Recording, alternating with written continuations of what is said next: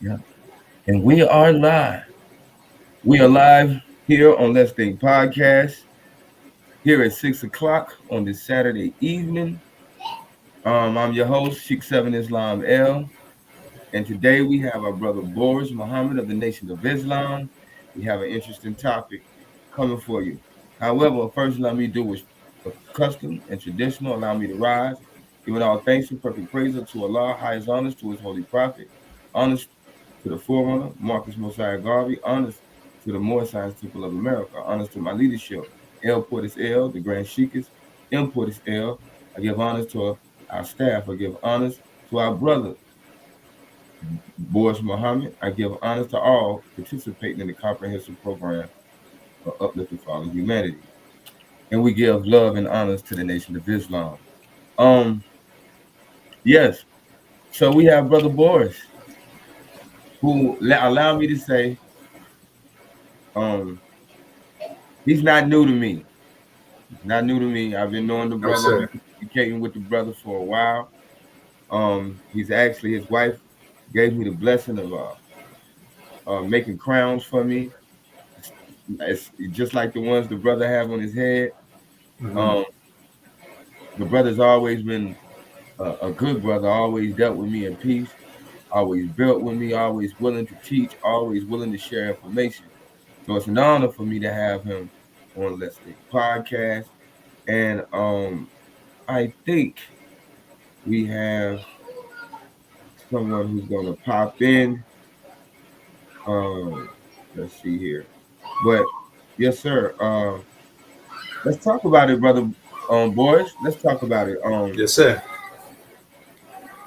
As you know, you're in the Nation of Islam. Could you tell the people where you from?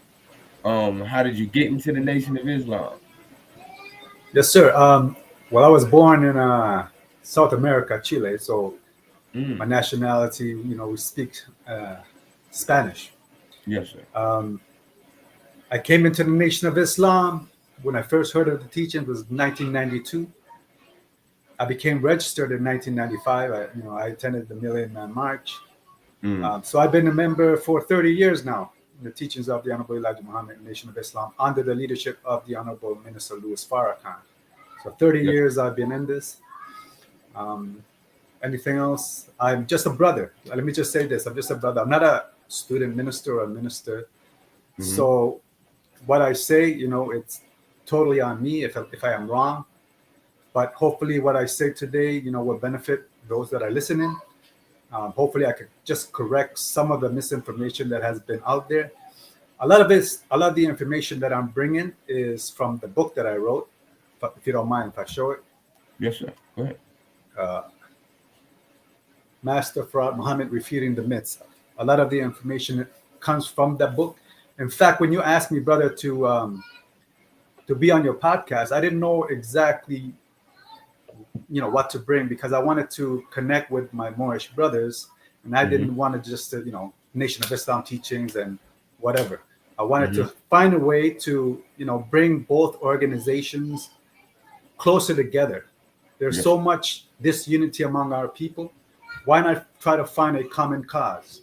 yes, You sir. know, Yes, sir. so that's what I strive to do, and hopefully, again, if you can benefit from what I have to share. And any questions that may come to your mind, just be ask me, and Mm-hmm, hopefully I can answer whatever you have. yes, sir. Yes, sir.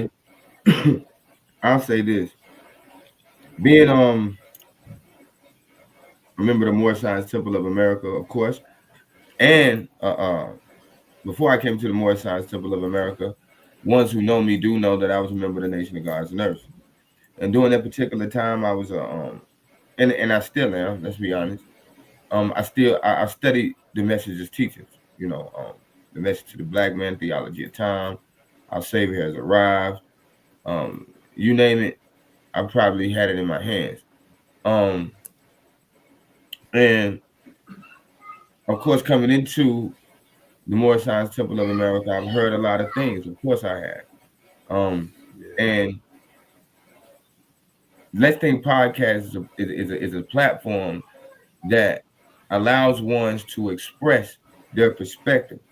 as long as we can do these things in a peaceful, intelligent, and harmless way to each other, because as you said, there's so much division amongst our people. Why not find the similarities? But however, as a believer in the most honorable Elijah Muhammad and a believer in Allah, the person of Master Father Muhammad, um, I know that it's a must that you have a job to clean up whatever myths or misconceptions that you feel are out there, and that's always welcome. You know what I'm saying here. Yes. As long as we can do things respectfully, as long as we can have a healthy dialogue, and at the end of the day, both of us come away with something that we can use to better ourselves and bring, as you said, bring the two organizations closer together. So, Yes, sir. I honor you for that, and I'm all for that. And as I said, I'm excited. As I told you in the back chat before we went live, that I'm definitely excited. To hear you demonstrate the presentation. Of course, you let me see it. However, it's just always great to have the presenter, the creator of the presentation, to demonstrate it. Um, Let me ask you a question. What drew you to the Nation of Islam? I mean, what actually made you want to come into the Nation of Islam? Yeah, let me say this. The brother that got me in used secrecy as something for me to want to learn. I Mm, wanted to know what was kept secret. So the mm, brother would introduce a little bit and say, "No, no, no, you're not ready. Like, I don't know if should I lend you this book? I don't know, man. You know." He made it seem like is like some top secret, so it got me interested. mm-hmm. And of course, the brother would, give me in fact, the first book he gave me was a book by Imam Isa called The Pale Man. I don't know if you Mm. know that book, The Pale Man. So I Yeah, read that yeah. book. It was all right. Then he lent me Message to the Black Man.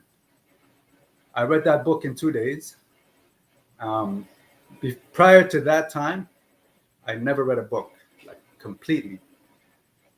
I wrote out the section on the making of the devil before I gave the book back to him.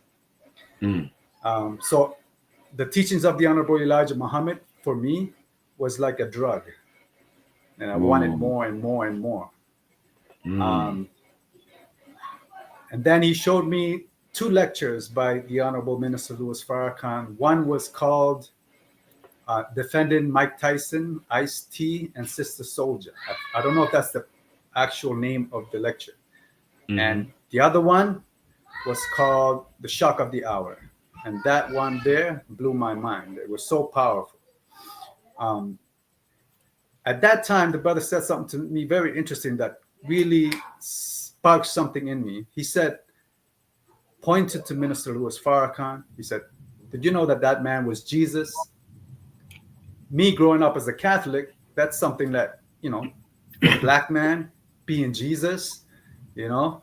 So that again got me into this journey, this seeking of wisdom, which is a bright light that again it was like a drug to me, and I kept studying.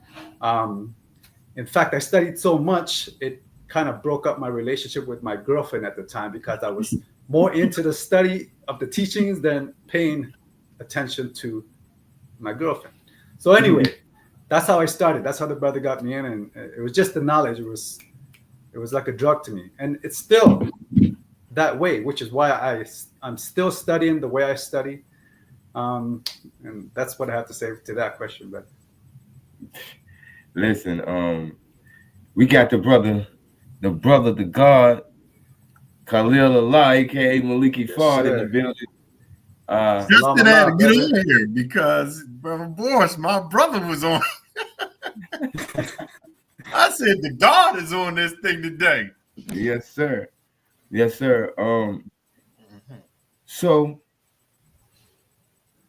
one thing I can say is the message to the black man is what, like I said in the back chat, gave me the first paradigm shift. I mean, like really took, broke this Now, don't get it wrong, I had taken Shahada already, you know what I'm saying? Before I was a practicing Muslim. Before I had even read the Message to the Black Man. Of course, during that time I was in it's an institution, which was the imams or the chaplains that were there were in Warf Dean's organization. And I took Shahada then, and later on I was introduced to this Message to the Black Man, and it's like that's when the shift happened. That's when, and so I have uh that same memory, so to say, same experience, because the teachers were so dynamic. It was like I had never. It broke the way I thought at the time. Period. Point blank. The way I thought, everything that I thought was it just completely shattered it, and it caused me to really pick up the pieces and put the whole puzzle back together. So Yes. I can definitely relate to that. You do have a presentation today. I'm excited to get to it. I'm excited to get to it. Yes. Anybody in the chat, everybody in the chat, do me a favor, hit the like button. During the presentation, if you have any questions, please super chat them so I can see them, because they'll pop up to me. Super chat them, and we got brother Maliki Fard. Hey brother, you're welcome to you know dialogue with the brother as he goes through the presentation. Yes, sir, brother. That's my And brother right there, man. That's the we'll God right there. and That's the God. we'll do the same. You know what I'm saying? We'll do the same, because I know with these teachings, as beautiful as they are, I know I'm gonna have some questions, because the brother is very, very in depth and adept with the citation. He's sharp. God is sharp. His citation is very good. So without further ado, let me go here, and we're gonna share this screen. Yes, sir. We'll share the screen. Let's go to downloads here.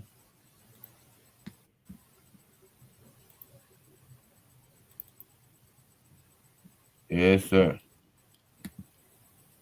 Will I be able to see what's going on as I present? Oh, yes, sir. Yes, sir. Yes, sir. Yes, sir. Do it. No. It's a PDF. Okay. What's going on? All right. Okay. All right. Like stream right here. Okay. And then we present. We're not going to do that today, people.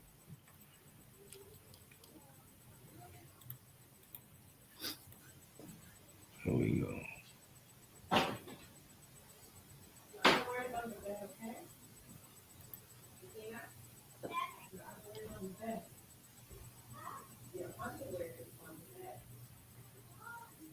New tab. Okay. I guess we'll. Do I have to press the button here myself? Over here it says present. Yes, no. No. You should be fine. I just need to pull you up. Pull this up again. It should be okay. Any other problems, we'll work that out. Are you sharing, or are you trying to get the brother God Boris to share? I'm sharing. Unless he wants to share. If he wants to, that's fine with me. If he chooses to, so he could work it himself. Okay. Yeah. If that's how you would like to do it, I have no problem with that, brother. Would you like to do it? Oh, I thought I was gonna do it. But if you can do it and just I'll say next slide and you can do it that way. Okay. Can you see it? Y'all can't see it? No, I see You Google. talking about Google? No, I just see the Google. Okay, really? All right, so peace, brother God. Are you trying to allow brother Boris to make his presentation? Yeah, he can share it if he wants. Right. If you share brother Boris, then you could take over and you could share your presentation. Yes, sir. He can definitely do it. Let me stop Yeah, sharing. Excuse me. that'd be it.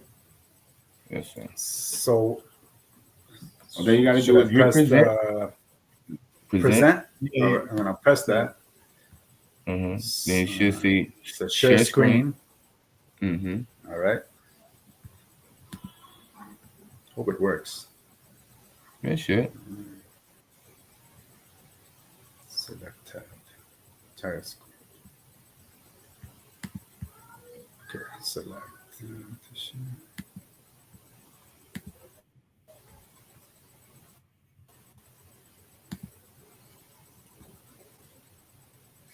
Do you see anything?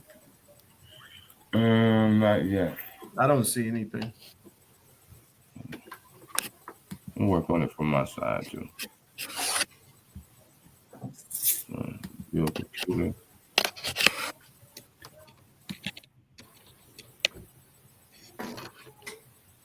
All right.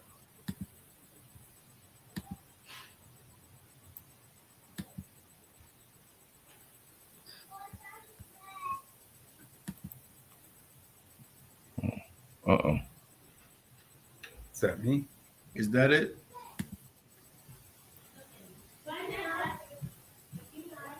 Yep, there it is. I saw it. You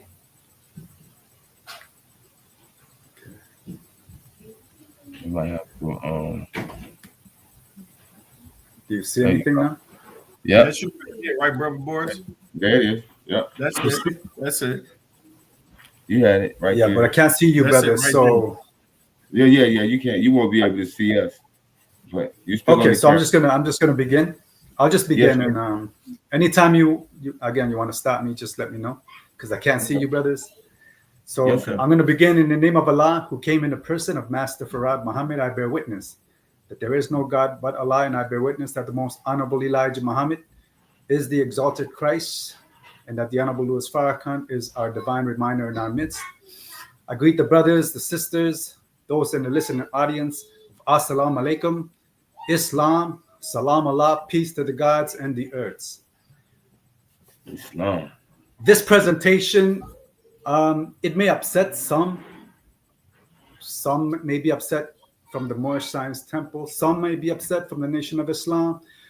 But this, consider it a think piece. I just want us to all think as I present, and see if we can come to a common cause. Like, we want to unite. We don't want to be divided any longer as a people. Our people are suffering in the streets, and we want to join forces. In the Nation of Islam, we're always, trying to unite and connect with our Christian brothers and sisters. But why not the Moorish Science Temple of Islam? There's so much commonalities between us. Why not try to unite with our brothers from the Moorish Science Temple? So, as Brother Sheikh 7L brought to my attention that he wanted me to do a podcast, I said, you know what? Let me present something, and hopefully, we could unite by correcting some of what I think are misinformation. And just listen and write down any questions that you may have. If I am mistaken and you need to correct me, just write down what you need to say, and then hopefully I can address whatever y'all have to say. But here we go. This is called the Moorish Science Temple of America and the Nation of Islam. Is there a connection? Now, a lot of the information in this presentation I got from the book that I wrote called Master Farad Muhammad, Refuting the Myths. Points for discussion. Number one, are there similarities in the teachings of the Moorish Science Temple of America and the Nation of Islam? Did the Nation of Islam derive from the Moorish Science Temple of America? Point three, was Master Farad Muhammad a member of the Moorish Science Temple of America? Was he a student of Prophet Noble Drew Ali? Or did he in fact teach Prophet Noble Drew Ali? What is the truth? Are there similarities between the Moorish Science Temple of America and the Nation of Islam? Who is God? Is Allah a mystery God? 2. Jesus means justice. 3. The white race exiled into the caves of Europe. And 4. The U.S. flag up in the temple. These are the things that I want to discuss first. All right? Let's continue. Who is God? Is Allah a mystery God? Lost Found Muslim lesson number 2. Question number 37 says, tell us what the devil teaches the 85% that the God is a righteous and unseen being exists everywhere. Answer, Allah is the God in the earth and in the heavens above and is just and true. And there is no unrighteousness in him, but is not unseen, is seen and is heard everywhere, for he is the all-I-seeing. Now, what did the Prophet Noble Drew Ali teach? Did he teach something different? Did he teach of a mystery God or a spook God? Let us see. This is from the Moorish Science Temple of America's 101s/102s. Number 1, who made you? Allah. 2, who is Allah? Allah is the Father of the universe. 3, can we see him? No. Where is the nearest place we can meet him? In the heart. Now, to some in the Nation of Islam, they would say that this is spooky. This is teaching of a mystery God that Allah cannot be seen. It does look that way, but let's continue. In Message to the Black Man, is God a spirit or a man? The messenger teaches, God is a man and we just cannot make him other than man, lest we make him an inferior one, for man's intelligence has no equivalent other than man. His wisdom is infinite, capable of accomplishing anything that his brain can conceive. A spirit is subjected to us and not we to the spirit. Check out the highlighted words there. Wisdom is infinite. Prophet Noble Drew Ali taught this. No finite mind can comprehend things infinite. What does this mean? Does this mean that man cannot comprehend or see Allah? That's the question.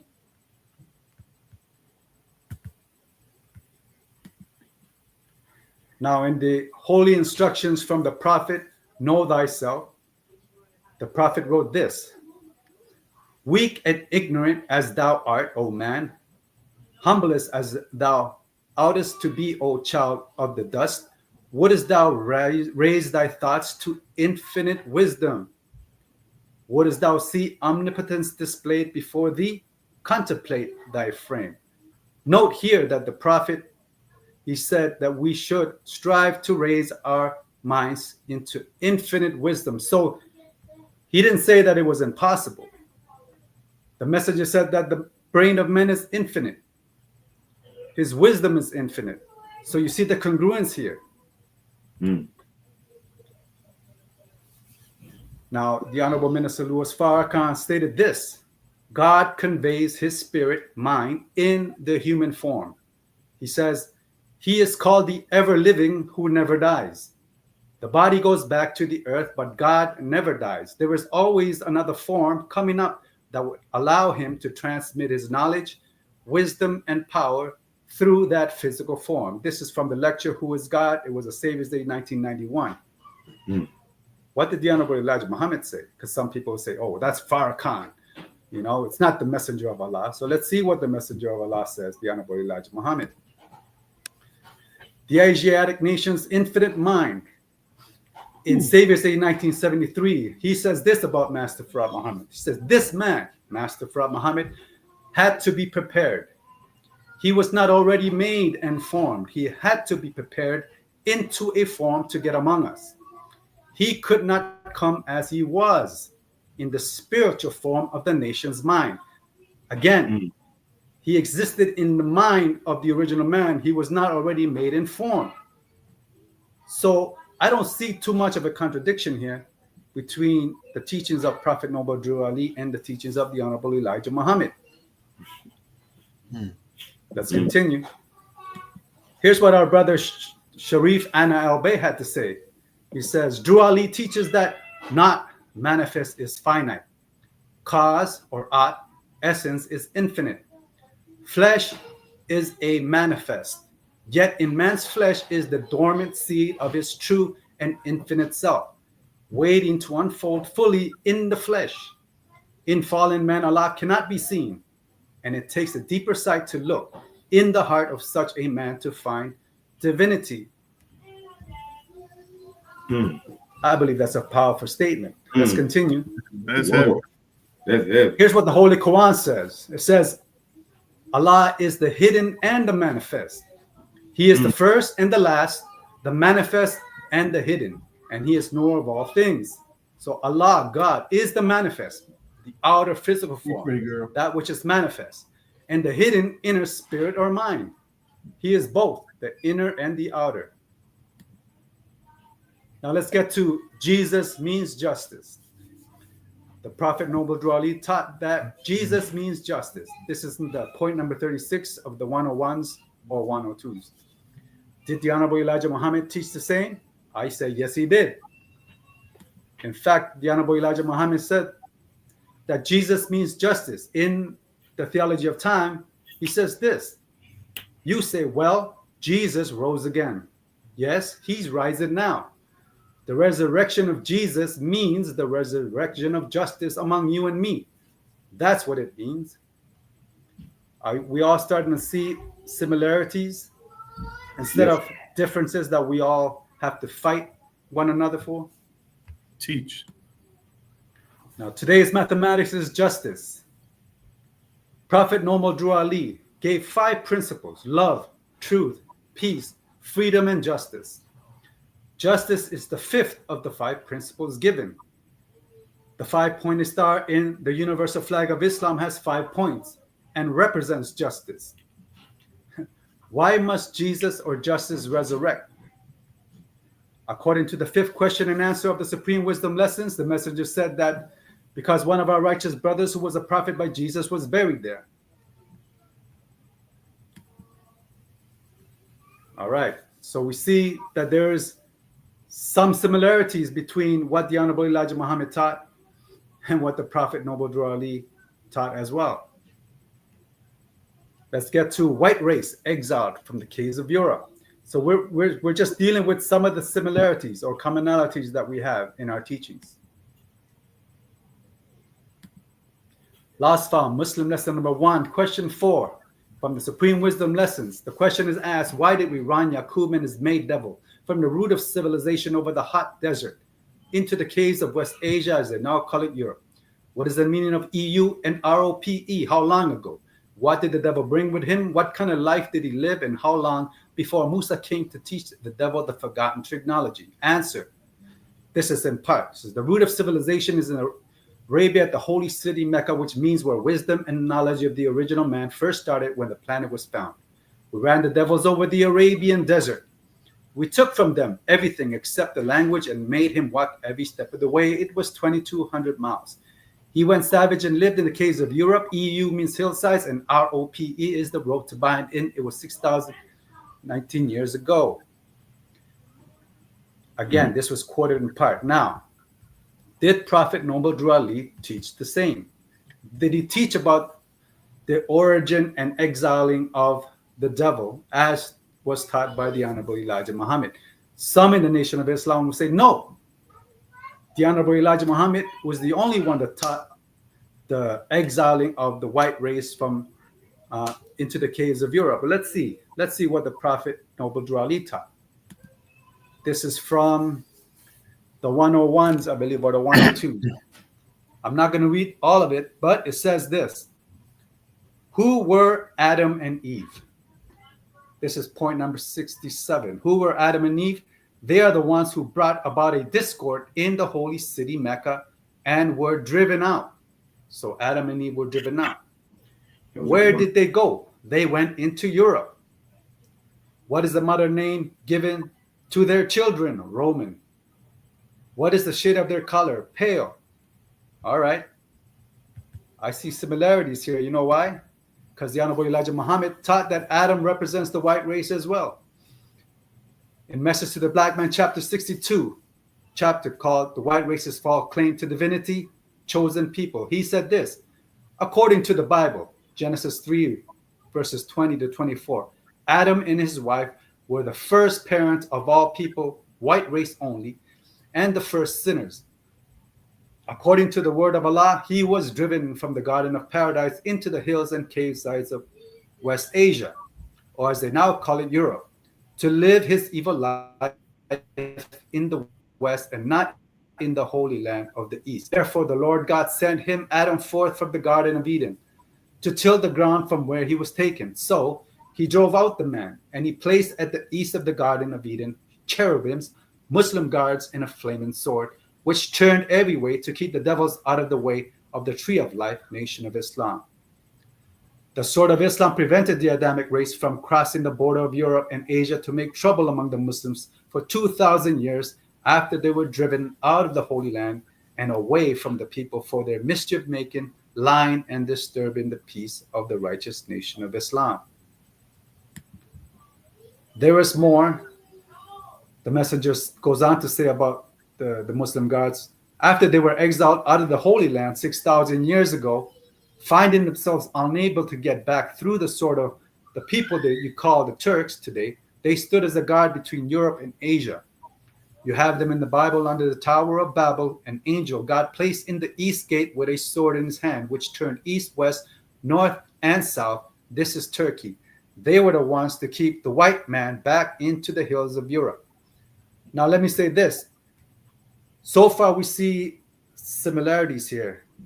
The Prophet Noble Drew Ali taught that Adam was exiled into Europe.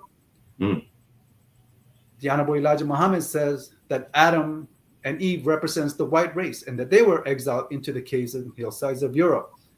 Both taught that there were Muslim guards placed at the border.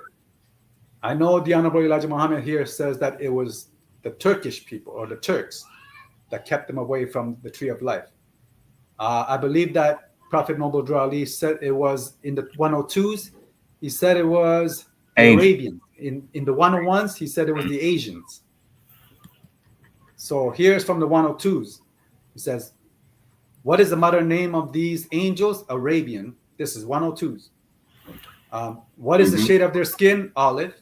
Are the Moorish Americans any relation to those angels? Yes. We all have the same father and mother. Give 5 names that are given to the descendants of Adam and Eve: Lucifer, Satan, devil, dragon, and beast. Isn't that what the Honorable Elijah Muhammad taught? That the white race, who were the Adam of the Bible, that they are the Satan, the Lucifer, the devil, the dragon, the beast? Yes, he did. They are both in agreement. Why? Because it is the truth. What is, again, let me continue. What is the devil sometimes called? The lower self. How many selves are there? 2. Name them: higher self and lower self. What people represented the higher self? The angels who protect the holy city of Mecca. So again, we see commonalities or similarities. Now we're going to get into another part of the discussion dealing with the U.S. flag. This is not a long one, but this is something for us to think about. Now, in the Nation of Islam, some of us would see this and say, why did Prophet Noble Drew Ali put the devil's flag up in the temple? I've heard this before. Now I want to display this right here, which is the Honorable Elijah Muhammad at his home. And I want us to think about it. But what do you notice behind Mother Tanera Muhammad? At his home, you see the American flag right there. What do we have to say about that? What did the Honorable Elijah Muhammad have to say about it? Let us continue. This is from a table talks of the Honorable Elijah Muhammad, excerpt from September 21, 1973. So there is some controversy from those who are not followers of Prophet Noble Drew Ali as to why he and the Moorish Science Temple of America placed the American flag alongside the Moorish flag. In the table talks, Captain Wali Bahar, he asked the question, "Dear Holy Apostle, I wonder, I would like to ask you if we could get permission to put a flagpole in front of the lawn over there at the new building of your new home, one of those tall flagpoles for the national." The Honorable Elijah Muhammad responds, he says, "Well, brother, you would have to raise the devil's flag, and I don't want to do that." Captain Wali Bahar says, "Yes, sir." Minister Yusuf Shah says, "That shows respect. That's what happened at the school, you know. When the senator came to our school, we had up the national, but we put that one up too," meaning the US flag. "So the little brothers and sisters wanted to know, what are you putting the devil's flag up for?" They got a little angry because we put up the devil's flag. Continued. Secretary Valora Najib says, "I've been wondering to ask Brother Albert to take that one out of here. I know people, when they come, they must say, why do they got the American flag sitting up in the messenger's dining room? They took that back down. They just put it up when the senator came." The Honorable Elijah Muhammad, he says, "It's to show respect." Secretary Valora Najib says, "Yes, sir."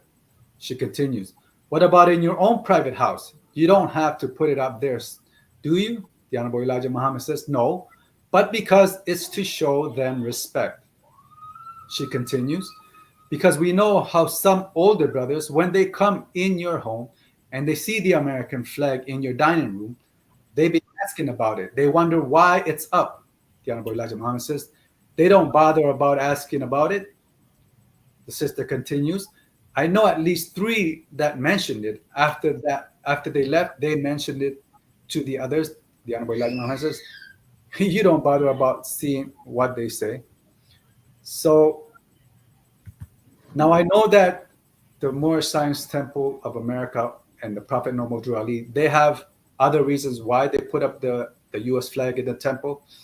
I just wanted to show that, you know, that the Honorable Elijah Muhammad also, to show respect, would put up the flag in his living room, you know. And again, this is just a think piece. I'm not trying to say that, you know, we should be doing this, Yeah. or that we shouldn't be doing this. I just wanted to present the facts. This is from the table text again. And I want to know what you all have to say about it. What do you think about what the Honorable Elijah Muhammad said? Let me continue. I'd like to intersect right quick, just because you placed it on the table that you didn't know why the Moorish Science Temple of America necessarily does it. Well, we do it because we honor the flag of our decent nature, and we honor the flag of our birth. I was born in America, so I honor it because it's the place of my birth. However, it goes right in line with the fact that it boils down to respect. Yes, sir. Now let me add this. I know Brother Sheikh Sharif Anna Al-Bey, he also mentioned to me that, you know, the American flag was actually made or given to them by an original man, a scientist. It was actually created by a black man. I've heard that. You know? Too. It's just, Theology of time. Yes, sir. Mm-hmm. Okay, now, did the Nation of Islam derive from the Moorish Science Temple? So this is what we're going to deal with now. Was Master Farad Muhammad a member of the Moorish Science Temple of America?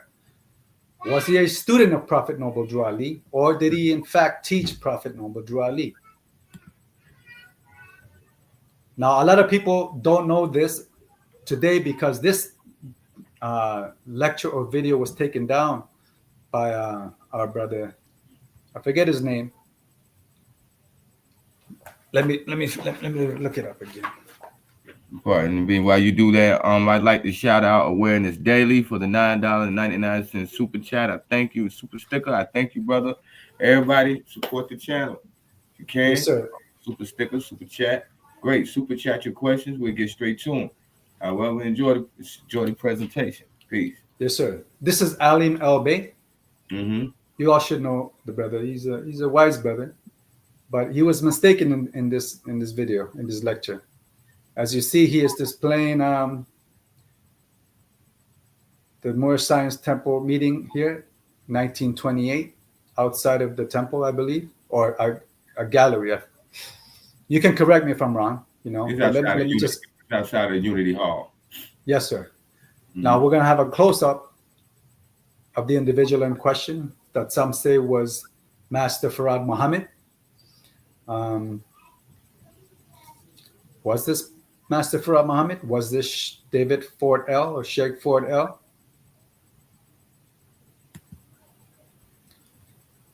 According to what I've heard from Sharif Anal Bey, that this is actually Aaron Payne, not W.D. Farad or Sheikh Ford L. It is Aaron Payne, not W.D. Farad. In fact, if you look at that gathering and all of the dignitaries that were mentioned, not one time was a Sheikh Ford L mentioned as being one of the guests. Unless that can be presented, I don't mind to see the evidence that he was there. But again, this is Aaron Payne, not W.D. Farad or Sheikh Ford L. How many of us remember the debate with Natural Tahuti versus Dr. Wesley Muhammad? In this debate, Natural Tahuti, at the 1 hour and 20-minute mark, he displays a photo of a Moorish gathering, and he declared the following: "There he, W.D. Farad, there you go, right there next to Noble Drew Ali. His name was David Ford L. He said, do your damn research." Natural Tahuti elaborates further. He says this is Farad, David Ford L. His name is David Ford L. in the Moorish Science Temple. I'm a show and prove. Take a look at the ears. Take a look at both of them. The only difference, when he was in the temple, he had a mustache. Take a look at the hair. Take a look at the eyebrows. Take a look at the ears. Take a look at the nose, and you will see it is the same man except with a mustache. That's him standing next to Noble Drew Ali. All right. This is what Brother Sharif Anal Bey had to say about this individual. He says, the man in the picture next to Prophet Noble Drew Ali is positively not Master Farad Muhammad, nor is it Wallace Ford or David Ford L. Further, David Ford L. and Wallace Dodd or Wallace Ford were not the same people. Wallace Dodd Ford was a European. Europeans were not allowed to join the Moorish Science Temple of America, although they could attend Holy Day service, as Islam is for everyone. This is from November 27, 2010. He continues. He says, Drew Ali passed away July 20th, 1929. Temple number 4, Detroit, was set aside in 1926. Wallace Dodd Ford could not possibly have risen to prominence in that temple in the given time period. Also, most of the convention pictures with the Prophet also portrayed prominent national officers. David Ford L. was not numbered among these leaders, as I mentioned previous. So this is historically inaccurate. Here's the point. So let us examine the claim based on facts and not speculation and opinions. The above claim by Alim El Bey and what was stated earlier by Natural Tahuti is historically inaccurate. Why so? Well, it is stated in the FBI arrest records of Wallace Dodd Ford, or Wally D. Ford, was arrested 3 times, or the 3rd time on February 15, 1926, for violation of the State Poison Act. He was sentenced to 6 months to 6 years at San Quentin Penitentiary on June 12, 1926. Wallace Dodd was released on May 27, 1929. Wallace Dodd Ford could not be the light-skinned man in this photograph from Alim Bey's presentation and Natural Tahuti's photo displayed at the debate with Dr. Wesley Muhammad, since he was still in prison at the time this picture was taken. These are facts. Point number 2, according to the history taught by the Moorish Science Temple members, no foreigner was allowed to teach the Moors from the podium, since they did not know the plight of the Asiatics in America. So, if Abdul Wali Farad Muhammad Ali, Master Farad Muhammad, according to some Moors, was such an enemy of the Prophet Noble Drew Ali, then how is it possible for that to be the man in the above said Moorish gathering? Or in Natural Tahuti's case, the man right next to Prophet Noble Drew Ali. Now, I did not put this in the slide, but there is a claim made that in 1910 at the Canaanite temple, there was a foreigner teaching Arabic, and that this person's name was Wali Farad Muhammad Ali, and that he began to take some of the followers of the temple at the time, and obviously Prophet Muhammad Ali and the man became enemies, and this is what is this is referring to. So if that was the same Wali Farad Muhammad Ali in 1910 that was an enemy to the Prophet, how could it be up beside the Prophet in the photo? That don't make no sense. Yeah, I never heard of that, brother. Was W.D. Farad a student of Noble Drew Ali? In the Moorish literature, let me go back. In the Moorish literature, it says that, note, this is from Alim Bey. He brought this to my attention. He said the name Ford is mentioned twice in the second paragraph. Moorish literature, the industrious act of the Muslims by Prophet Noble Drew Ali. Professor Drew, the Egyptian added, writes, quote, the primitive colors alone were used, says Ford, by the Egyptians, Greeks, and Arabs. Ford is inclined to give them great antiquity. In the origins of the Nation of Islam, the Farrakhan contribute. This is where he's quoting it from, I believe. This is the industrious act of the Muslims. The highlighted part here, it has the name Ford, says Ford. Ford is inclined to give them great antiquity. So what is the case? Was Ford, David Ford L, in this writing? So let me read it again, what it says. The primitive colors alone were used, says Ford, by the Egyptians, Greeks, and Arabs in the early period of art. And they prevail in the Alhambra wherever the artist has been Arabic or Moorish. Ford is inclined to give them great antiquity. So from the above, it does mention a Ford, but was this Ford spoken of by Noble Drew Ali, Master Farad Muhammad? Was he referring to Sheikh Davis Ford L? Emphatically no.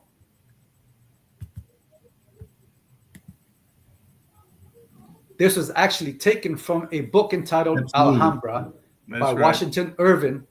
This work or letter in which it appears that a man named Ford is communicating with the Prophet Noble Drew Ali is from the above named article of Alhambra from the works of Washington Irving, volume 15, Notes on Morisco Architecture. These are the facts. Now, Alhambra was published in 1861.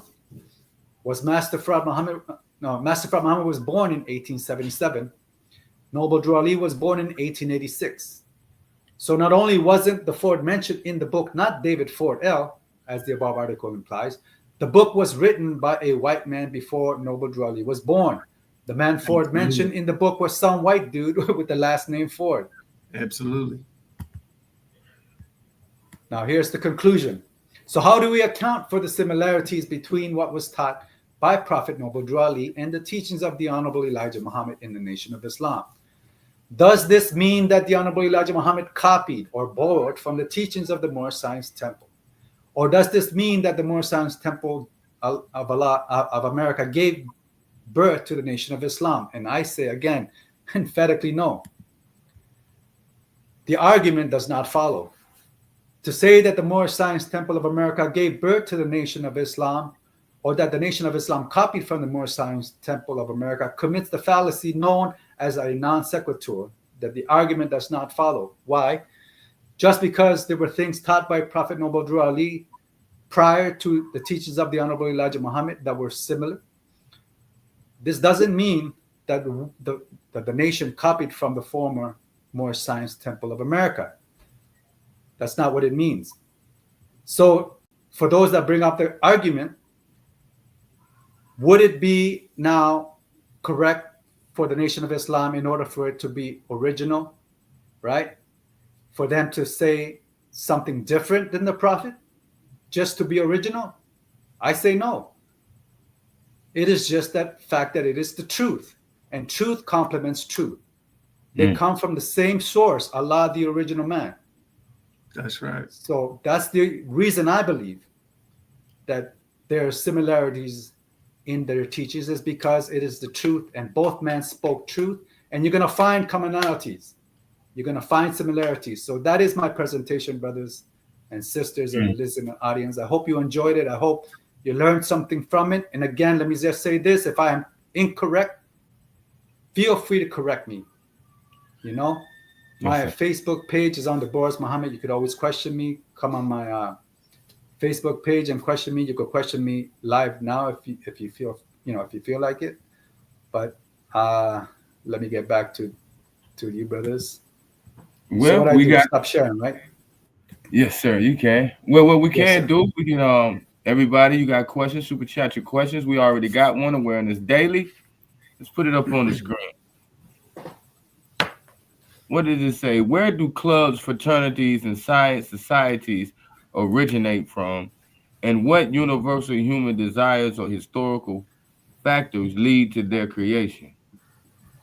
Is that a question for Brother Boris? Let me say this. I am not the person best qualified to answer this question. My brother Khalil Allah, he's the one that can answer this question. Yes, sir. Go ahead, brother. The origin of clubs, fraternities, societies originate from the original people. In every system in society, you have inner systems. Whether you look at a cell, the universe, the galaxy, the solar system, the human body in itself, you have inner systems. No more than when you had Albert Churchward with all of his study of masonry. When he traveled into Africa and he came amongst the Congo and he sat amongst the Twa people or the Pygmy, he said they already had an initiatory system and he had to be initiated in their lower degrees in order for him to even communicate with them, for them to communicate with him about some of the Masonic symbolism that he had showed them.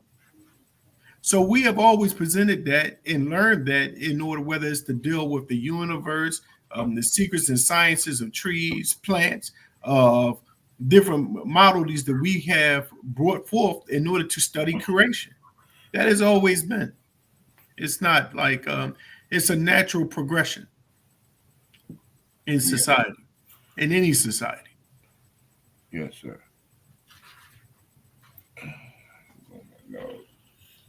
Ooh, okay. We have another question. What we got here? Another one. Awareness Daily. Yes, sir. Which is more important, the enduring guidance of principles or the influence of personalities? The enduring guidance of principles. But let me say this: there's certain principles that may apply to today that may not apply to the future. So again, it's relative to the time that you're living. For example, some principles in Islam or Orthodox Islam will not be necessary in the future. But yes, enduring guidance of principles, and I will say eternal principles, the principles that are eternal, yes, they are, of course, more important than personalities, because personalities will go away, they will die. But the guiding principles, the eternal principles, will continue on. I wanted y'all to touch more on that fact, because he said something. He said some certain principles in what he considered Orthodox Islam would not be necessary in the future. Could both of y'all brothers add on to that?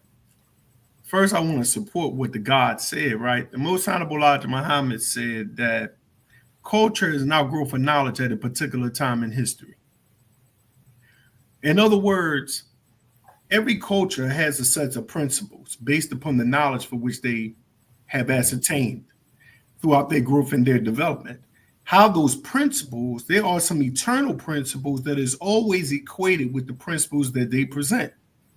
How they present those principles is based upon their culture, which is based upon the knowledge and necessity of that time. So when Brother Boris makes a statement of what the Most Honorable Elijah Muhammad taught us in regards to the principles of the Orthodox world, not necessarily all making it within, that is true, because the application of it become different, right? Like if we're dealing with a future reality of things, the majority of the gods who really encompass the God science, Hajj is not to Mecca. You understand what I'm Yes, saying? sir. It's not Yes, going sir. to Mecca. It's going That's within. not what's happening. We know what the true Hajj is. Within. Absolutely. And the Most Honorable Elijah Muhammad taught of this deeply, Yes, sir. of this particular science. If we're dealing with fasting, is fasting necessary in the hereafter? It's not. No, sir. Once we have ascertained the state of what the hereafter represented, the fasting is no more, right? Salat or prayer. Is prayer still necessary unto God when God is really God? It's not necessary because he is it fully and thoroughly, right? So in everything that we're looking at, there's a spiritual meaning and then there is a literal meaning. The problem is that people are stuck in the literal meaning of things instead of becoming what those things actually represent. And that's where the separation comes from the Orthodox version of Islam and the new Islam is taught by the Most Honorable Elijah Muhammad. And In also, regards to that. go ahead. Yes, sir. I mean, thanks, honors and gratitude awareness daily again for the super chat, the 199. I appreciate you dearly. He said that was supposed to be a question. Okay, there's nothing new under the sun. You're right about that. The only thing new under the sun is the made devil in the person of them. That's new under the sun. I don't care what. Ain't nothing been on this earth like that damn devil. That's new under the sun. I don't care what nobody tell me. Ever since they've been on this earth, we ain't seen nothing like this devil. So it ain't nothing to it, and he will never not be the devil. He will forever be the devil until he no longer on earth. Yes, sir. Message to the black man, the Honorable Elijah Muhammad says the devil is the devil regardless of place and time. Damn right. Ain't no reforming. Nah. I can understand the science in it, and I can go into all of that. You can't reform the devil. He has to remove him. Take it, for instance, if you have the devil within yourself and it exists, you think you can reform the devil in you? No. You got to murder the devil. That no inkling of the devil exists no more. That way he cannot rise up again. All right. Yes, sir. If he can be reformed, he can be changed back too. You got to kill the devil. You got to kill him. You got to take him off the planet. You damn right. Off of this physical planet, right? You got to go. I'm telling you. I ain't know waiting. Awareness Daily been supporting, so I got to bring his questions up. Who was the snake in the garden? That question, it goes into different levels of understanding. Now, the Bible is written in layers, brother. Layers. It may be a historical meaning, a present meaning, a future meaning. Absolutely. What was the question again? A serpent? What was the serpent inside of the garden? Who was the snake in the garden? It can represent your own mind as well. There's just so many different meanings. Again, that story in the Bible is very symbolic. It's not a literal story, at least not the way it was written. There was no Adam and Eve talking to no serpent or snake in the garden the way it's put in the Bible. But it also in the original man, you have, as Prophet Noble Drew Ali said, that there's two selves, the higher self and the lower self. In our lessons, in the 30th question and answer to the lesson number 2, it says, tell us what and how the devil is made. The devil is made from the original people by grafting, by separating the germs. In the black man, there exists 2 germs, one a black germ and one a brown germ. Yaqub, with his law birth control, separated the brown germ from the black man and grafted it into a white by destroying the black germ. After following this process for 600 years, the germ became white and weak and was no more original. Also, by fitting the original blood, it became weak and wicked, and it is no more the same. Thus, this is the way Yaqub made the devil. So the devil was made from the brown germ that was in the original man. The original man has 2 selves, or a black germ and a brown germ. And I see similarities between the teachings of both organizations in that. You snatched that right out of my mouth. Yes, sir. And also to deal with that, the messenger taught us when he used the symbolic of the language, he considered Arabia or Mecca amongst the original people being heaven or the garden, right? And that the serpent was the white man for which came about.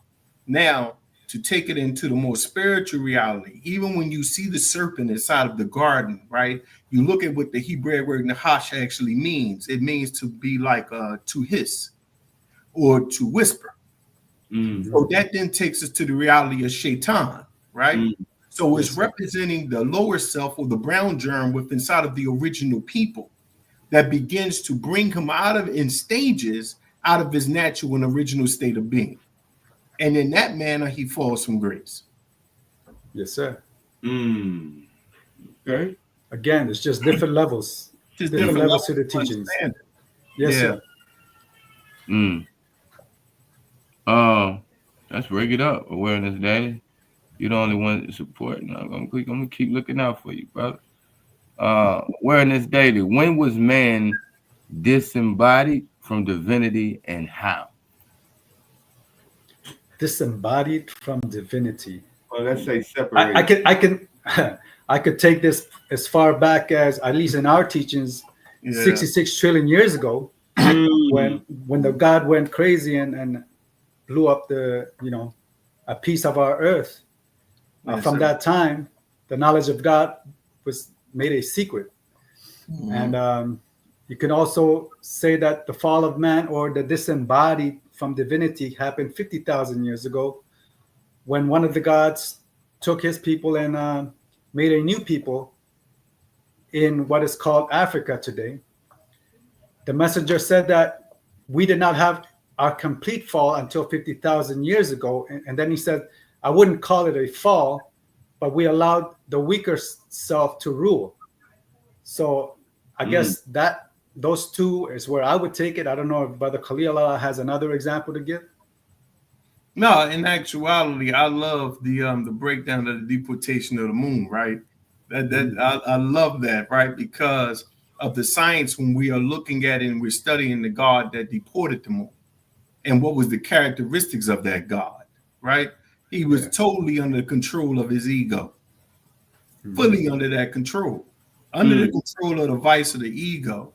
We would consider that to be his passions, that he became conquered by. Passions from the root word pasum, which means to suffer. So when the God deported the moon, he deported because he was arrogant. He felt that everybody should speak the same language. So he became envious within that. He became dissatisfied because other individuals had different minds, right? So we're dealing with arrogance, we're dealing with envy, we're dealing with jealousy. We're dealing with the four devils, for which brings forth the wickedness within inside of the nature of man. Everything that harm. Right, absolutely. So when he blew away that moon, he was trying to kill everything. Yes, sir. He was trying to kill everything. And that deportation of the moon, when we say Godhead and all of that, man, that's really boiling it down. If we take it into a more spiritual aspect, that's what occurred within us when we have become separated within ourselves.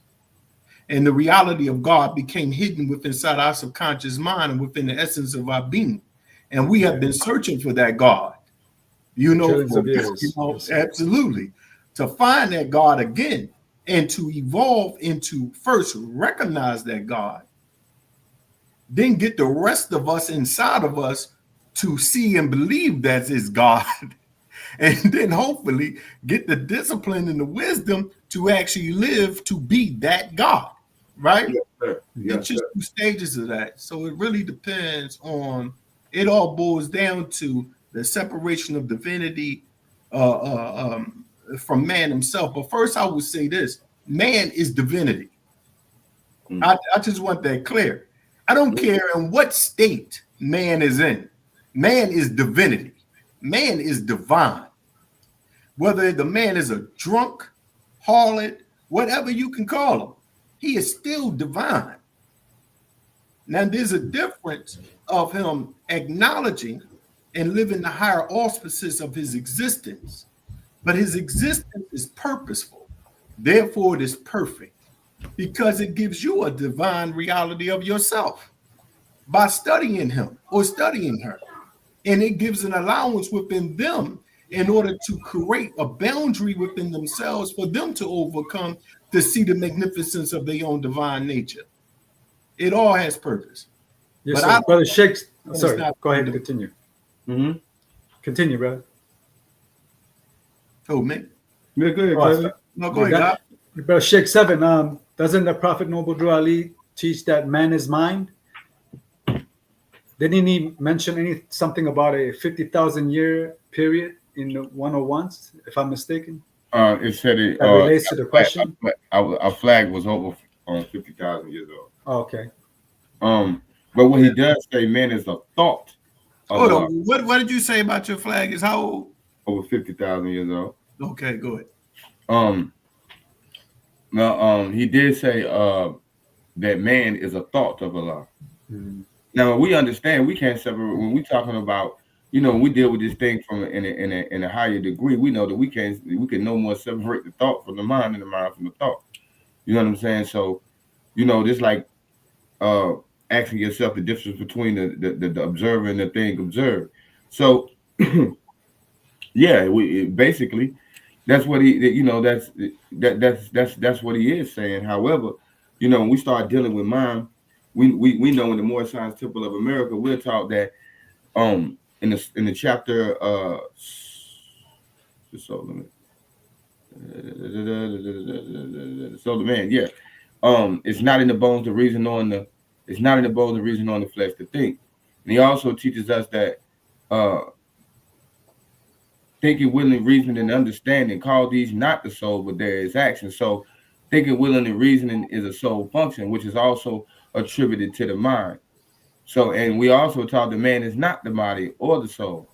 So, in essence, we look at it as the essence or the consciousness of man using the vehicle of the soul to do the work and do the bridge work between spirit and matter. You know what I mean? So, in essence, we can say that. Okay. Build on that. Huh? That's something to build on. That's what I'm trying to say. You gotta finish. You gotta build on that. Come on now. When we talk about spirit, right? And from my understanding, when we talk about spirit, I look at spirit as consciousness, right? And consciousness is higher than the thing thought, right? Because consciousness can observe thought. It can observe it can observe the actions of the soul. So evidently, this consciousness must be higher than those functions of the soul. So therefore, we equate this consciousness with spirit and the soul and the functions of the soul. Especially, we know that the mind thinks, the mind reasons, right? Am I right? The mind. Brother, I'm can I say something? Let me just say something. My phones, they're gonna batteries running out, so it might turn off soon. Okay. I probably can't continue to talk, but you won't hear me as clear. Okay, no problem. Okay, so whenever it goes off, you'll know because I'll sound a little lower. Okay. All right. So when we start talking about spirit and consciousness taking on a body of soul, so it can function on the plane of soul. The function is to mean to take action. To take action, one of the four actions of the soul is thinking, wisdom, reasoning, and understanding. So therefore, now we're dealing with the line or this thing that connects divinity and matter, because we know that the mind interfaces with the brain interfaces with the body, and this is what we call functioning on the plane of things made manifest. So now, we can say that this consciousness is using the vehicle of the soul or the mind to manifest or express itself on the physical plane. If that makes any sense. It makes sense. Yes, sir. Do you have anything to add to that, Brother Boris? No, sir. I'm just listening and learning. I think that was that makes sense. Yes, sir. It's my understanding. It's my portion of the understanding. I'm not. I definitely don't say that I know everything, and I definitely don't say that I'm the sharpest in the teachings of the Prophet Noble Drew Ali. Sure. One thing I am studious. I'm just So is consciousness the body, or is the body not consciousness? Oh, I mean, the body is conscious. It is conscious. I mean, how can it not be when you have what is called carnal desires? Is that the body that's having carnal desires? Is that's the conditioning of the brain? Oh, I mean, what is the brain? The brain to me, carnal desires, the carnal desires are those things that spring forth from fleshly things. And the brain is flesh. So do you think without a brain you can have a desire? No, I'm not saying that you can't. You can think without a brain. That's not what I'm saying. My question is without a brain, can you have a desire? I would say no. You couldn't have a physical desire. How can you have a physical desire without a brain? Right. You couldn't have a physical desire. Right. Mm-hmm. What other desire is it? Maybe we could bring it into like that's the point, right? The subconscious mind, there. the mind or the subconscious mind. Yeah, that's it right there. You see what I mean? Mm-hmm. The brain is conscious. I mean, the body is consciousness made manifest. Right. Total agreement, right? Right. Because we all know all of these ethers are only the ethers of each plane vibrating not so fast. 1000%. But see, the question is, even when we speak of soul, we have to define what soul is. What is spirit? What is soul? In order to actually be able to know the position or the purpose of each particular vehicle, we have to know what it is. That's the depthness of the science of that. But I don't want to get off course. I want us to keep building on this right here. Yes, sir. We're going to keep building on this. I don't want to get off course. It's just a thought popped up in my head. You know what I mean? Yes, but there's a deep science of why there had to be brain before there was will. Right? To a certain extent, in order for this plane to exist, in order for you to have a will, you needed a brain. It is from the brain, on that will, that everything else comes into being. It's just how it's going to work, right? There is nothing spooky about how this stuff comes about, right? I'm just looking at the fundamental basis of it, of creation and the divine. Man is mind, at least to an extent, right? The universe is what? Mental, held in the mind of the all. Right. We can accept all of that. Right. The mind of man is infinite. Man is infinite, right? We have been many forms in one way or another. We have always been. We became in that we existed in a vehicle of an atom. We existed in vehicles of orbs. We exist in vehicles of particles. We exist in the vehicles of planets, plants, vegetable life, or whatever it might be. We have been in one form or another, and we call forth a suitable vehicle to assist us in our supremacy in our development. Thus, we're man, as you know us to be, right? I'm just showing that, I'm in total agreement with Prophet Nubu Ali said about that. I don't have no argument with that. That's fully understood. It's just that I believe that some people can get spooked out. Kind of like when Minister Farrakhan give the example of the electricity and the light bulb. Yeah. Some people can get very spooked out and they begin to separate Allah from man. Yes, sir. That's what happens. And the Prophet Nubu Ali teaches that fundamentally that Allah and man is one. 1000%. The only separation, that's the mystery God component. See, the true mystery God is a man and woman that don't know themselves. See, that's the true mystery God. When you don't know who you are, you're the mystery God. Mystery means unknown. Yes, sir. There's no, you know what I mean? But as me and the guy used to build on this years ago, how the bulb is the same as the electricity. Oh, brother, that was a long ago debate, brother. That's right. 7 times. That was a 7th time. That's Oh my right. God, that was a long time. That's right. You know, there's no separation when we look at it from the reality of things. Mm-hmm. They just each have a condition and a purpose for its make, but nonetheless, it's the same, right? But you know, and you know, our senses work funny on this plane of duality. You know what I mean? And when one can't see beyond that, you know what I'm saying? Which some would say would see with the eyes of soul. They can't see that interconnectedness. They will only see two different objects. To tell you how that's in agreement, when Brother Boris been in the inner wild for a very long time, so have I. In the earlier sciences of the inner wild, spirituality, as Brother Boris know, it was pretty much shunned. We didn't deal with that type of thing. We were strictly military soldiers. Certain men that was in there wasn't going real deep. They was pretty much straight to the surface with it, and boom, that's what you had to deal with, right? So it comes into a later reality, and the acceptance of the more deeper spiritual sciences of the teachings came about through Big Brother Minister Farrakhan, to really look into it in a higher level and from a clearer eye, right?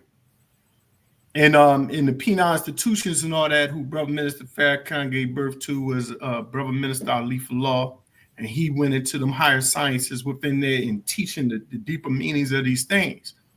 So everything is evolving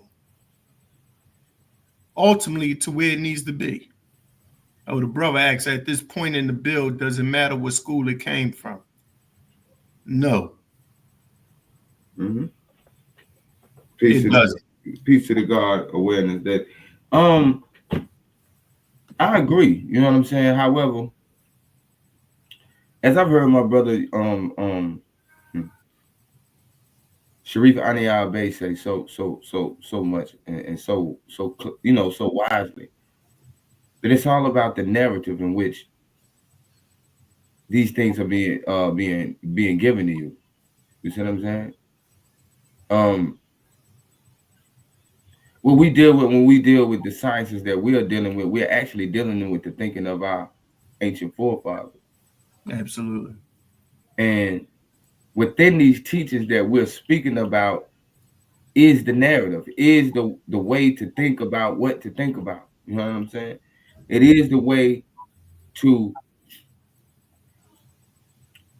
get a proper perspective on the things that have been, I would say would have been hidden, right? Which has been kept back from the Occidental world. So most gonna have it takes a very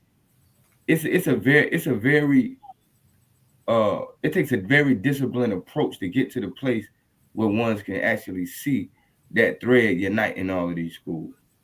Because it's not just something that you stumble upon and be like, oh, there it is.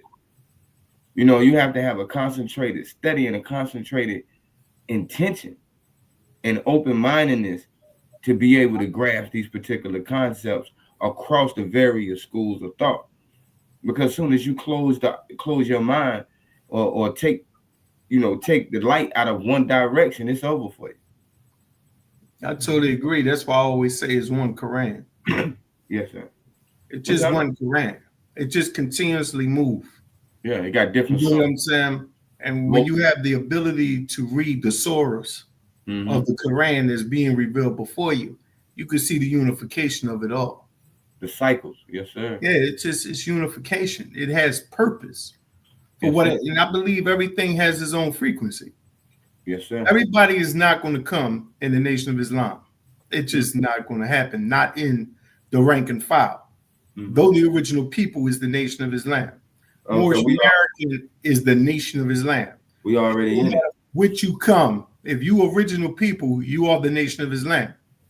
Some people are cut more with the Hebrew Israelites, and that's their way. Some people are straight up can't take the discipline, and they come straight under NGE. Then you got some people that are strictly deal with the Moorish American sciences. You got some people that went up with the Nuwabu and Nuwabian beliefs and all that under Dr. Malachi York. At the root of those things, when you strip away the veil and you look up the pure truth of what's being presented, you can see the unison across the board. Yes, sir. Ultimately, the messengers, prophets, they are carriers to illuminate a path for us in order for us to walk in it.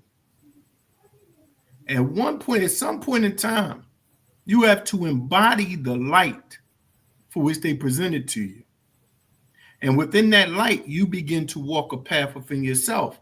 As the messenger, as Brother Minister Farrakhan said, he said, when the Lord is your shepherd, you don't need a leader.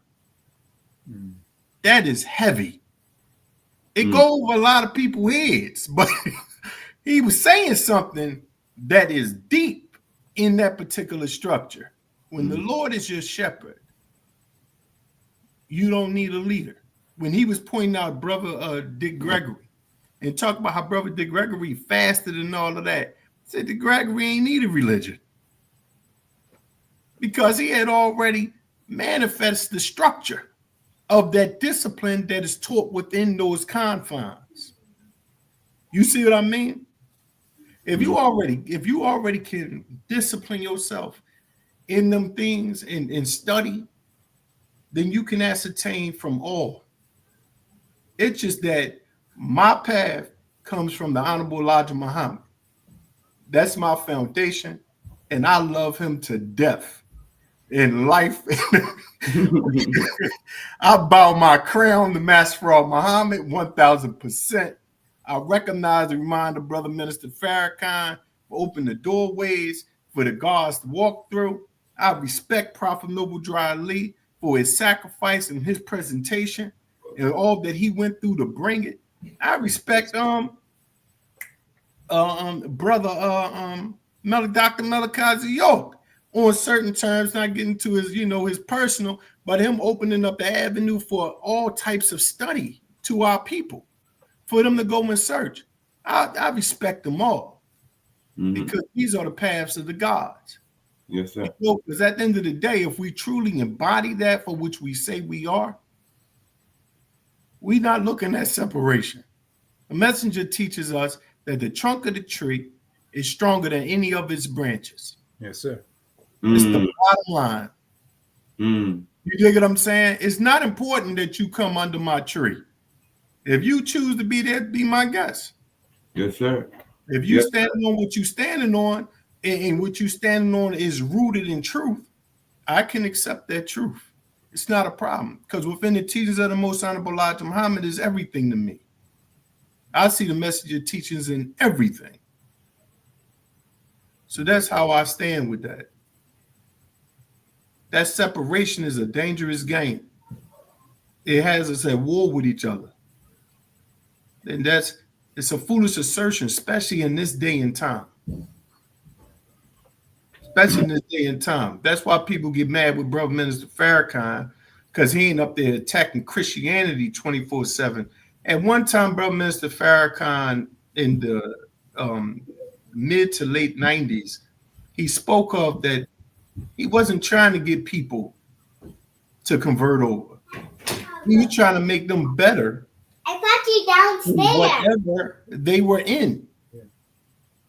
Whatever they were in, he was trying to make them better there.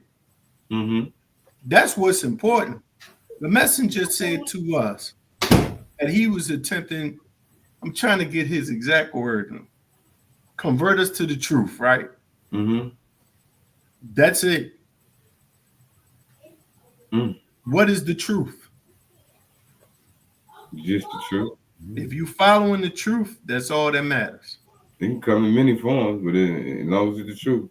That's all that matters. I could care less from the walks of where people go.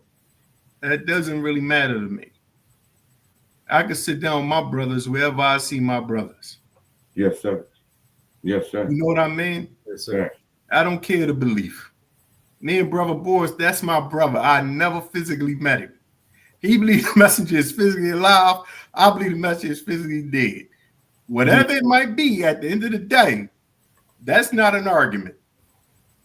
That's my brother right there, and one of the strongest helpers of the Most Honorable Elijah Muhammad and Brother Minister Farrakhan I've ever seen, and definitely a Master Farrakhan Muhammad aligned person.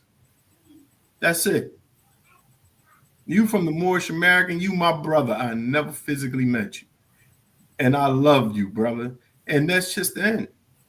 Everything else, it's irrelevant. But each one has a purpose. The Nation of Islam has this position. The Moorish American has their position, and so on and so on. And we're going to do it. We're not deporting the moon. Let me bear witness to what you're saying, brother. Can you hear me? Yes, sir. Yeah. Okay. Just to bring that point into the teachings of the Honorable Elijah Muhammad and the God of the Moon, as we were dealing with it before, the reason that he couldn't get the people to speak the same language is because, you know, they were all over the earth in different atmospheric pressure. They were breathing different air. If we bring it to our present time, I believe it's impossible for us to speak the same language doctrinally and spiritually because we're in different walks of life. Some are in the Nation of Islam, some are Moorish Americans, some are NGE, some are Christians, some are Orthodox Muslims, you know.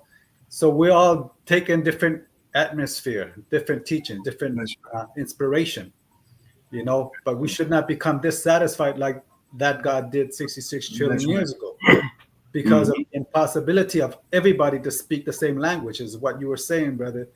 Not everybody is going to join the Nation of Islam. Right. You know, and we shouldn't be to the point of being dissatisfied to want to kill our people. That's Again, right. we just want unity. We want to unite for a better cause than, you know, what the devil is trying to do to us, you know, That's and right. our people that don't know themselves nor anyone else. That's right.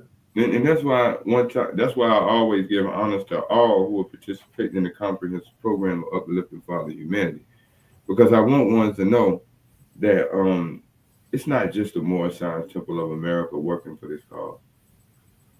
For once to even think that would be a disservice to every teacher, every elder, every you know master teacher that's ever come from amongst us. You see what I'm saying?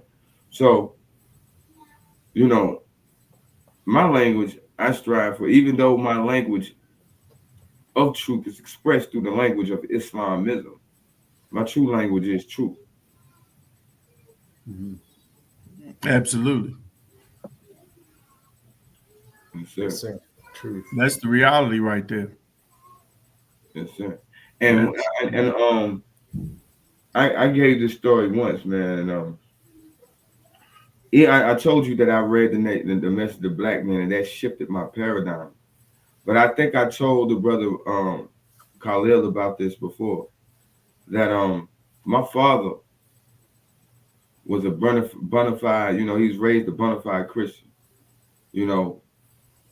And when I was a juvenile, I got incarcerated, and I was about to go off and do some time. And he came to visit me, and when he came to visit me, I could see the hurt and the sorrow on his face because, you know, I had to go through what I was about to go through. And he had his head hanging down. I remember I'm sitting right in front of him, and his head popped up like this. And he looked at me. He was like, "That's what you need to do. When you get in there, you need to go and find Farrakhan and them. He'll save you." And that's what, those words right there, that moment, is what made me go in search of Islam. So really, you know, Farrakhan has been an inspiration. Minister Farrakhan has been an inspiration in my journey from the very beginning, starting with my father pointing his finger at me, telling me that. So, That's a beautiful thing, God. Yes, sir. Let me tell you something, God. It's a beautiful thing living in this day, man, to have the opportunity to learn. Yes, sir. and to develop ourselves. You know, because like I will always say, man, we only on this earth for a short period of time. Yes, sir. That's a fact. So, you know, Minister Farrakhan once said to the Muslims, life is purgatory, Mm. Mm. which is heavy. If you really look at what purgatory supposed to be, which is a place where you purge, right? Yeah. To a Muslim, why this is our purgatory. This is where we purify ourselves. This Mm. this is where we develop ourselves. We go through the fire. Right, where we begin to remove from out of our hearts that extra weight that got us weighing other than ourselves. Because you can't get on the mother plane weighing other than yourself. Not happening, right? Right. And you know, that's a heavy science if the people understand it, but you cannot get there if you weighing other than yourself. And that's just not based upon you weighing physically. Mm. That's a heavy, heavy science. The messenger said that the mother plane has a spiritual and literal meaning. It's very important. Yes, you know what I mean? So it's more than just saying you God. It's more than saying I claim my nationality. Way more than that. If what they have given us can evolve us stage after stage unto our godhood, then what they have given us is dead. Factual. It has no purpose. Mm-hmm. You see what I'm saying? No matter who we come from, it just doesn't have a purpose. So, since I believe we all on here is aware of what the real point is and what the real purpose of what the gods brought us, then that's what we need to dedicate ourselves to ascertain to really be God, and nothing else exists but God, right? Yes, sir. And that's the direction that we are going. That's the only reality. That's the only reality, man. And I just be grateful and thankful, man. Yes, sir. What we have, man. Yes, sir. Grateful and thankful. Man, everybody give us some likes, man. You know, hit the like button, man. Support the channel, man. You know, support the channel. Let's continue to support each other. You know, Yes, this is one thing that I respect about you two brothers. That's right. And I think that both of y'all remember, you know, yourself, brother Boris, as well as yourself, brother Khalil, building with me online when I first came online. It's 7 Islam. And you brothers were always your brother Boris, and brother Prince Anur, Allah. Mm-hmm. Were the ones y'all. Well, you remember you could write notes on Facebook. Remember y'all could write the notes. Yes, sir. Bro, y'all had some. I got some of y'all notes written down. I got some of yours written down. I got some of yours written down. And what's the brother Orel Muhammad? Orel. Yeah, he used to write notes too. I think I got a couple of his written down, and I still have them too. And man, if one's, I don't know if y'all still have those. I know they suspended. You know, they took the Maliki Farr page, but those notes were heavy, man. I think brother Boris got my notes. I'm gonna tell you, if nobody else have my notes, I know he got some of them notes. I know that to be a fact. I know it. Yes, sir. I told you, when it come down to that type of stuff, brothers are untouchable. You understand? Brother, I want to I would love to put the link to your book in the chat, if possible. What do you mean by link to my book? How could they purchase? Allow me to ask you that. Okay. There's two ways to do it. First of all, just go to my Facebook page and message me, right? And I will give you the details over message. Okay. But I have two formats. There's a PDF version that goes for $10 US. And then there's the actual physical version, which is $20 US for the book, but $7 for shipping and handling. Okay. Right. So Right. again, if you want the book, just message me and I will give you the details where to send what, and we just deal with the specifics on the message. Okay. All right. Sure. Facebook page Boris Muhammad. Yes, sir. That's always the best way to do it because you cut out the middleman and make sure we keep that finance circulating amongst ourselves. Now, yes, sir. Yes, sir. Yes, sir. What you don't have any more books coming out other than that? I have ideas. Okay. I have ideas, right? There's probably one I wanted to do something on the understanding of the Supreme Wisdom lessons, but I don't know how to bring that forward. There will be a lot of complaints. Is it, proper for me to do it? I don't want to deal with those arguments yet. So I'm just keeping that in One thing, I mean, just take. I would say, and I would give this suggestion. You like what? you did when you came on the show. You said, these are my views, and if I'm wrong, I'm wrong. You know what I'm saying? Instead of calling it the understanding of the Supreme Wisdom, Supreme Wisdom lessons, call it my understanding of the Supreme Wisdom lesson. Again, even the title, like how to bring it about where it's proper. Yeah. Let me tell you something. But I have all of the notes where I went into certain lessons and problems and my understanding. I do you remember, Brother Khalil Allah, we were dealing with problem number 13 and what the 400 years represent. So I have all of that, away. One day, maybe. I think I had wrote on that a little bit too. You wrote on it as well, and I added to it. But what I would say to you, brother God, do it. Right. I'm wrong one because they've been asking me to write for years. But what I'm saying to you is it don't matter if it's politically correct. Put it out. Hey, listen, God, it's in your mind for a reason. Yeah. Don't nothing happen by chance, God. It's there for a reason. It's the prophet Abu Ali said there's no strange happenings. Law goes it's the time, God. It's the time. You got to drop it. Get it in. Yeah. The other book I have in mind is, I believe the title would be, "And Can God Reform Devil?" That'd be a heavy one. That's heavy right there. That's fun. Yeah. The other book I have in mind is on defending the Honorable Minister Louis Farrakhan. I don't know what to call it at this point, but it's responding to a lot of the criticisms that have come toward Brother Farrakhan and the way he teaches and the method that he uses and all of that. So those are the 3 books I have in mind. All of those would be great. I can give you the name for Brother Minister Farrakhan book.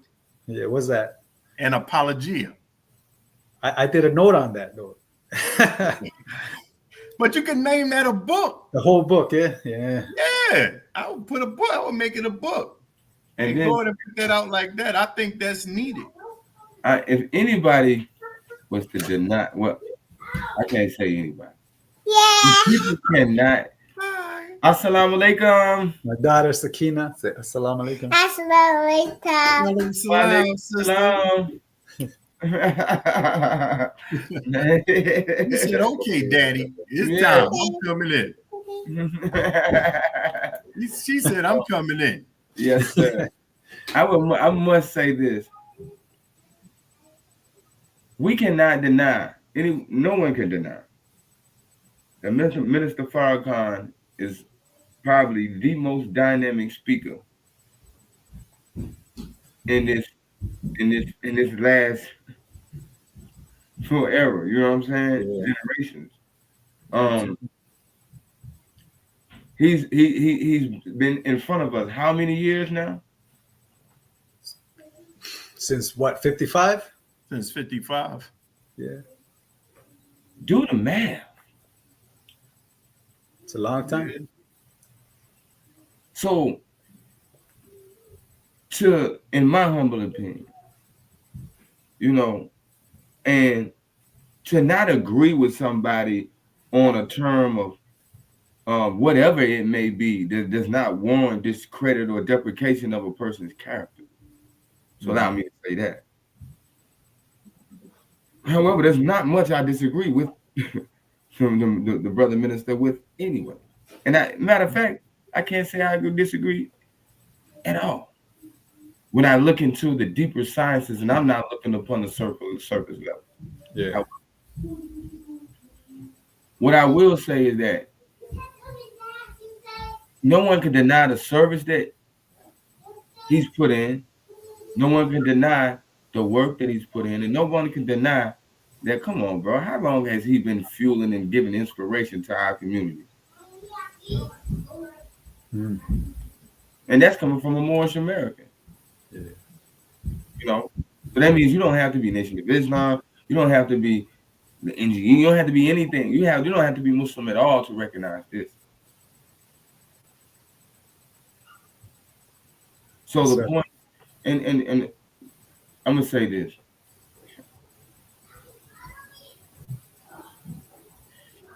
Give them what their flowers while they here, brother. And that's for the whole world. Give them their flowers while they here. I agree.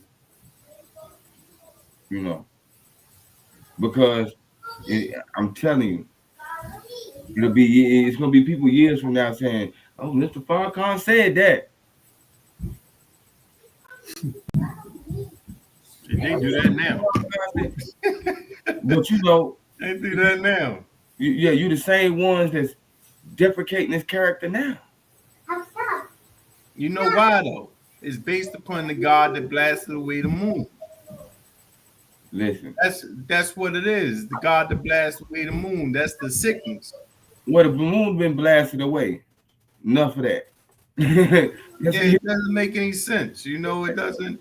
Let's get this. It doesn't make any sense, man. Yeah, let's get this. You know what I'm saying? Brother Sheikh 7, were you at the Million Man March, brother? I know you were about 15 years old at the time.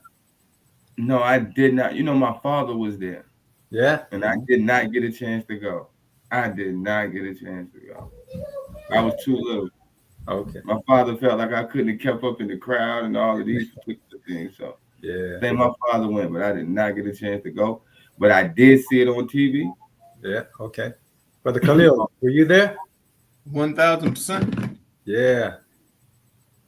Did you feel the spirit of the brothers and the spirit of the day, brother? 1000%. Brother, the night before we were drilling on the street with the brothers.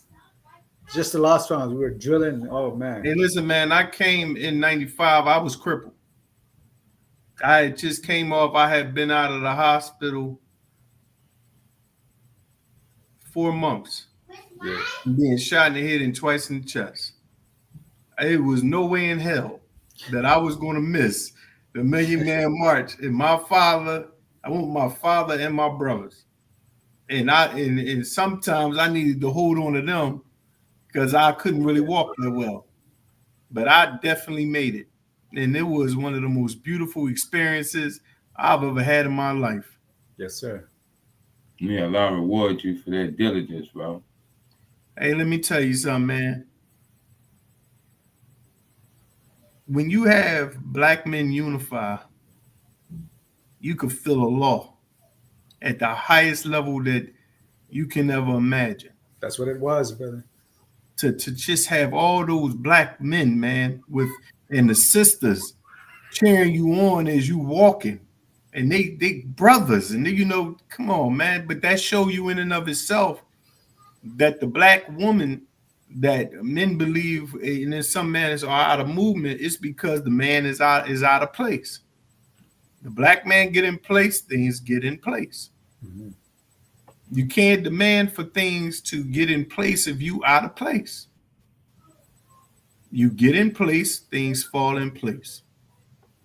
That's just how it works. That's the wrongness. You know, you could argue about single motherhood and stuff like that, and women doing this, but if the men ain't building and the men not doing anything,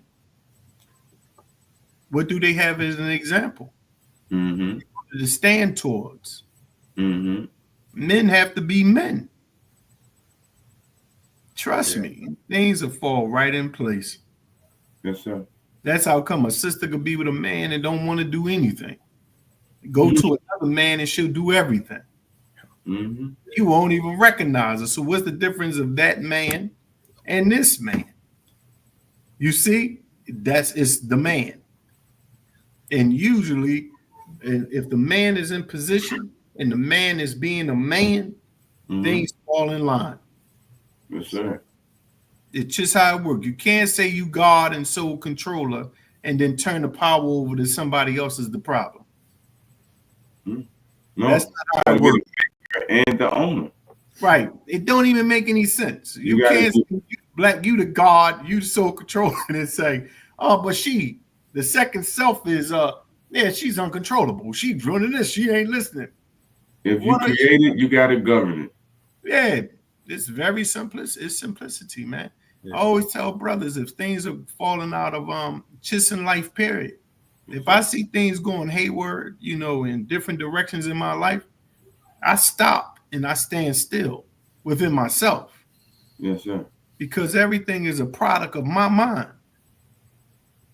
I am the creator of everything around me.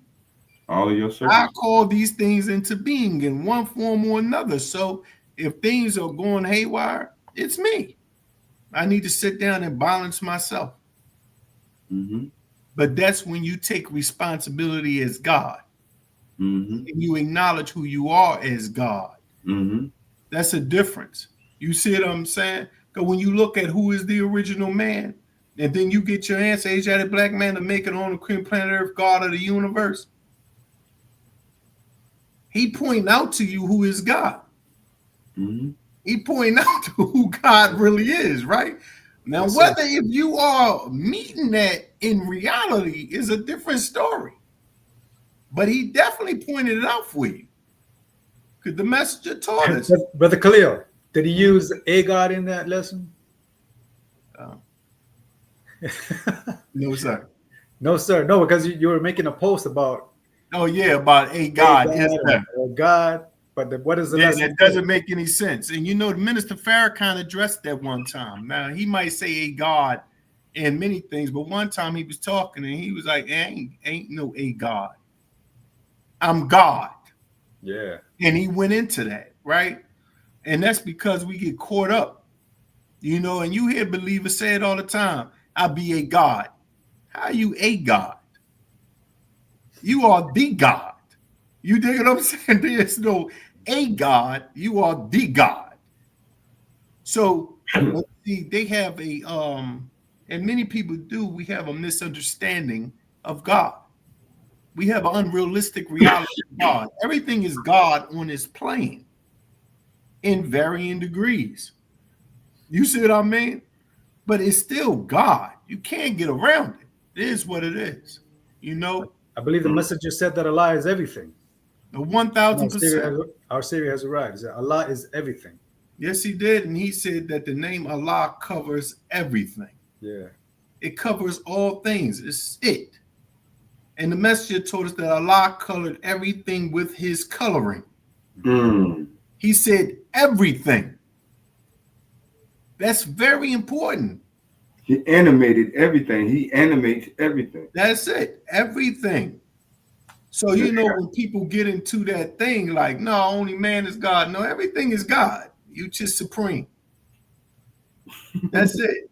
But it's only God, right? That's it. That's the only thing that truly exists. And the messenger gave us that science in the table talk when he made that statement. You and I cannot go beyond the limitations of the first God because it came down through you, and he is now in all our persons. Yeah. That's it. In other words, there's only one. It manifests in a multitude of realities. You find that in the ancient Memphite theologies and all. It's right there. The Prophet Noble Ali told us that we are thoughts of Allah. Man is a thought of Allah. 1,000%. Yes, sir. We're dealing with reality, man. When you're dealing with certain reality, it's hard to live in that reality. It's like when you see me out right up on there and I get into some things, people can't comprehend it. When in reality, when I get into none of this is real. We it's not. And it's hard for people to understand that, you know? And probably if we lived in such a state of being, we'd probably go crazy. But ultimately, we are the creators. Minister Farrakhan in 7 speeches said, you are the creators, but you have lost that creative mind. Mm. It's very important to understand that. We are here, Master Muhammad, the Supreme Law, put us on an evolutionary course back into ourselves. So we on that course. Some people need certain things on that walk, but you keep it moving, man. Yes, sir. You keep it moving. These teachings have led me into every form of study that I'm now in. Mm. There's no way. Yes, sir. Without my father introducing me to things, and when he gave me this messenger, and I began to study these teachings more in depthly, it led me into everything that I'm in. Yes, sir. Because I don't want to just say I'm God. I know what I am, and that's what I aim for. In fact, I done told you many times, brother God, if I didn't have some type of my karma didn't give me a family, I could easily go in the Himalayan mountains and be there forever, then be gone. Gone. You dig what I'm saying? Mm-hmm. Right? Because I know what it's about. I know we here for a short time. Now that's what you call truly using this as purgatory. Mm. That's to be here to master yourself with nothing else but God. I saw them talk to one of them masters they found in the Himalayan mountains. He had been in that cave, man, for 20-something years. And when they came in there to talk to him, all he said, man, was, I live my life for God. He said, my whole life in existence is God. That's what we here for real. It's just that we have many different distractions that we go through life. This is it. We here to be God. So you have to be thankful when you have masters such as Master Fard Muhammad, who came here, gave a demonstration, gave us science. Man, look at what he gave us. He had to give a people who could barely read and write, a people who didn't know who they were at all, a people. Then he has to don't know the history, the science of nothing. Then he has to create lessons and stuff like that in order to teach you in such a form that it make a pictorial image in your mind, like you a child. Mm-hmm. In order for you, so it don't hit you too hard. And then to know that this will evolve where stages of people will be born, where they could pierce the veil and look deeper and deeper. Then take that as a study curriculum to go into biology, physics, and everything else that you can name of, you can enter into. Then at its core, lead you into the mysteries, the sciences, and all of that mysticism and all of that. It's right there in one thing that he presented. So when you look at it, you're like, damn, that's a master. This God is no game. You dig what I'm saying? Mm-hmm. What are the six words he used to describe the teaching, brother? Break it down, God. Accept your own and be yourself. 1000%. Yes, sir. Man. Yes, sir. And the Holy Prophet Noble Ali said, how did he first begin to say to Moorish Americans? By teaching them to be themselves. Yeah, so, right. You know, man, our teachings are so congruent, brother. I love the brothers in the Nation of Islam here in Charlotte, North Carolina, because I live not too far from Muhammad's Mosque 36, under the sound of the voice of the brother student minister Corey Muhammad. Very good brother, man. Very good brother, man. Stand up, brother. Always greet me in peace. Always give me nothing but love when I come to the mosque. Keep it real, brother. I might visit tomorrow. I haven't been there in a while, but I don't think I can say, man, the Nation of Islam, as far as my experience, is a very beautiful place. It's always welcoming. I've never felt like I wasn't welcome. And no matter what form I came in, whether I was wearing a crown, a fez, a turban, or whatever, they've always treated me as such, and it's just a beautiful thing once you understand the bonds of affection that unite us to love, bro. And this is a lesson that must be seen, not necessarily. And the only way it can be taught is those can see it in action. You know what I mean? And I think this podcast is a great effort towards that because this can be broadcast throughout the world. He was in other areas where Moors exist, where members of the Nation of Islam exist. I pray that they are able to see this and this, spark that same spirit amongst them, where we can catch a fire and this thing becomes an epidemic across the globe. Because that's what needs to happen, in my humble opinion. The UNIA, the Moorish Science Temple of America, and the Nation of Islam, three of the greatest things that ever happened to the shores of North America. And I can say that with pride and with sheer confidence because we can just look at the fruits of his labor. You see? Yes. So it's getting kind of, we done been on 2 hours. Yes, And I know Brother Boris got to shut down. He got the family waiting on him. That beautiful daughter came in and had to, Daddy, come on here. You know what I'm saying? So I understand. She came in. She wasn't playing. She was like, listen, I love you. It's time to come on. All right, Daddy, I know you got to do your thing. Come on here. You know what I'm saying? So, and I got a son in here too, man. I'm in his. This is his little space because he's here with me from right now. So this is his little space, and I'm in him hogging up his space. That's really my space that he done took and made his space. You see what I'm saying? So all is well, man. And I enjoyed this dialogue, and I hope that everybody in the chat enjoyed it. I hope that everybody who will see it will enjoy it. And I hope that you brothers enjoyed yourself on Let's Think Podcast and having this wonderful dialogue, I enjoyed it. Thank you for inviting me, brother. I enjoyed it. You're invited again. You're invited again. Anything that that you want to express, anything that you feel like needs to be placed on the forefront. Khalil will be back up on the platform soon. And being that he crashed your show, you can crash his. You know what I'm saying? Please. I ain't crashing. That's no, sir, brother, you didn't crash. Remember what I said? As soon as you told me that Brother Boris is coming on, I was like, hey, God. I got to get on I got a co-host with the God. Yes, sir. Yes, sir. And I said that you got that, brother, man, because I remember, bro, I used to watch y'all brothers go back. Y'all used to go editing them comments, brother. I mean, I was a witness of it. I used to, bro, I might have some of those back and forths written down, bro. Like, oh, y'all used to go at it, bro. But it was always intellectual dialogue. You know what I'm saying? Oh, yeah. It was always like mind blowing because, especially, bro, I was a young 5% of then, bro.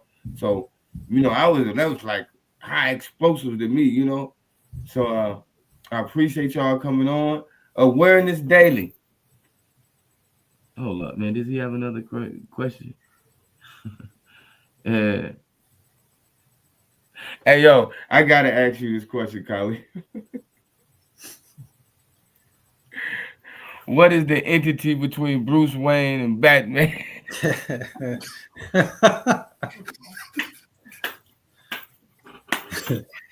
Hey, yo, Awareness Daily, bro, you something, brother. And you know what? That's so crazy. I'm going to contemplate that. You know what I'm saying? I'm going to really contemplate what is the entity between Bruce Wayne and Batman? Yo, and I know he's serious too. But again, come back, boys, come back. Khalil, I'm expecting you soon. The people expecting you soon. Got people all in the comments asking on other shows asking where you at. So I think it's about time for you to come back, come back up to the front line, brother. And you know what I would like to do? I would like to get you, Boris, and Prince Anur on one show. How you think that'll work?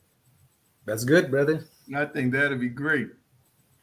Yeah, man. And I think that would be. And we just y'all pick a lesson to go in on. You know what I'm saying? And just build. You know what I mean? That'll be a good show. So ones can expect that to come. All my Moorish American Muslims know this. My platform is not a strictly Moorish American Muslim platform. There'll be plenty brothers coming to share their thoughts, share their perspectives as it pertains to the whole of the Asiatic community here in the Northwest America.